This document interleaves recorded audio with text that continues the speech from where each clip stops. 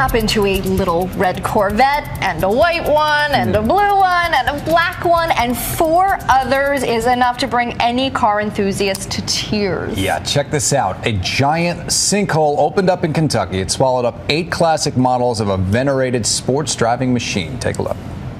Security cameras caught the heartbreaking scene early Wednesday morning at the National Corvette Museum in Bowling Green, Kentucky.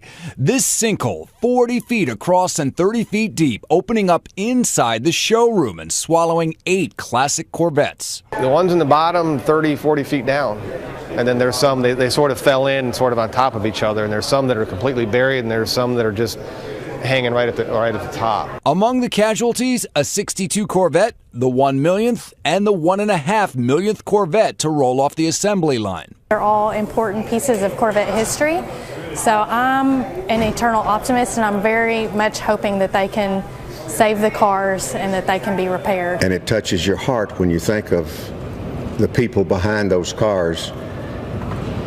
And there's been tears shed back there. The good news, it appears it wasn't a total loss. There are at least 2 cars that it appears to me that could be saved. But what was lost was literally priceless. They each had something special about them, so the historical significance that's special is not something you can replace. It'll be days before the museum can put a final price tag on the damage. Meantime, engineers are still trying to figure out how they'll get the cars out of the hole and whether it's even finished growing.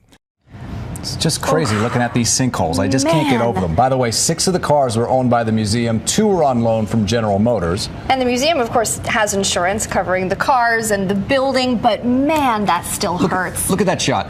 It almost looks, you look at them and they almost look like toy models, and they're making one of those like kids action movies like where a kid's playing with his cars in the dirt. Exactly. They don't even look like real cars. They look like a stop action movie. Isn't that crazy? That's just painful. And of all places, the sinkhole opens in the middle of the building. The showroom. It couldn't be in the parking lot where there are some crummy cars and parked. And it's all caught on tape too. It's crazy stuff. It is.